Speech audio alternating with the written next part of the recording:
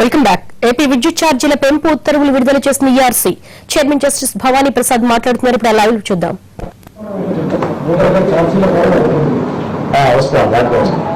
ఇప్పుడు మనకి టోటల్ గా మొత్తం వినియోగదారుల సంఖ్యను తీసుకున్నట్లయితే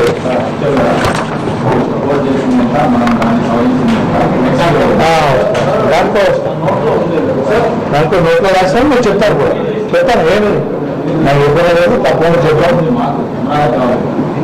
మనకి ముఖ్యంగా ఈ విద్యుత్ నియంత్రణ మండలి యొక్క లక్ష్యం ఏమంటే ట్రాన్స్పరెన్సీ. ఈ ప్రజాభిప్రాయ సేకరణలో కానీ ఈ ప్రతిపాదనలు మనం ఏ రకంగా దీన్ని డీల్ చేయాలనేటువంటి విషయంలో దేనివల్ల ట్రాన్స్పరెన్సీ అనేటువంటిది ముఖ్యం అన్న ప్రాతిపదిక మీద మనం ముందుకెళ్ళడం జరిగింది. ఏ విషయాన్ని కూడా మీ నుంచి మేము వెనుకకు దాచుకునే సమస్య లేదు. అన్ని వివరాలు కూడా మీరు ఏమైతే చెప్తాం, మాకేం ఇబ్బంది లేదు.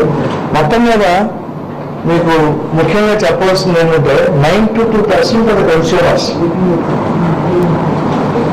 92% వినియోగదారులకు అదనపు భారం పడకుండా మేము ప్రయత్నించడం జరిగింది. ఒక 2-3 రకాల వినియోగదారులు మాత్రం ఫిక్స్డ్ ఛార్జెస్ కిలోవాట్కు నెలకు ₹3 అంత పెరిగాయి. అంటే మహా అయితే ఒకవేళ ₹6 కానీ ₹10 కానీ ₹12 కానీ నెలకు చూడవచ్చు. ఫిక్స్డ్ ఛార్జెస్ ఒక ₹3-4 వినియోగదారులకు మేము ఉంచుకోలేదు. మిగతా వాళ్ళకి ఫిక్స్డ్ ఛార్జెస్ కూడా మామూలుగానే ఉంచాము. ఫర్ ఎగ్జాంపుల్ దేవాలయం దీపం మీద వారి ఫిక్స్డ్ ఛార్జెస్ కూడా పాత ఫిక్స్డ్ ఛార్జెస్ అట్లాగే ఉంచాం అన్నమాట.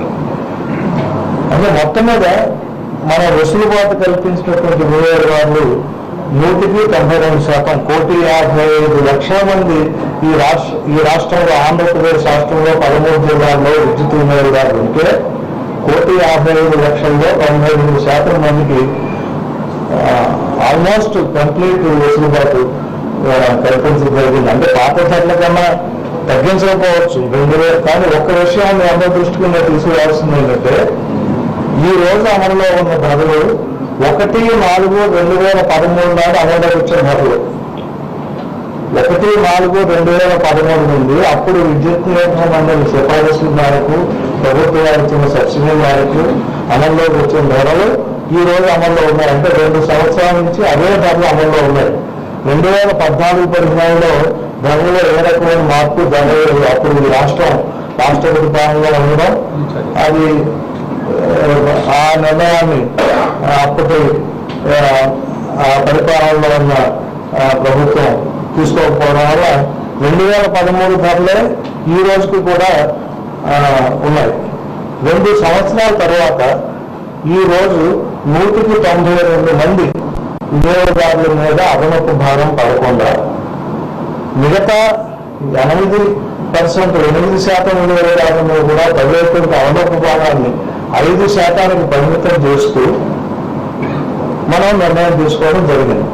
అయితే ఇదే విషయంలో మరి పంపిణీ సంస్థలు అది జీవించాలి, అది పనిచేసేటువంటి పరిస్థితుల్లో వాటి ఆర్థిక వనరులు మీద కూడా మనసులో పెట్టుకోవడం జరిగింది.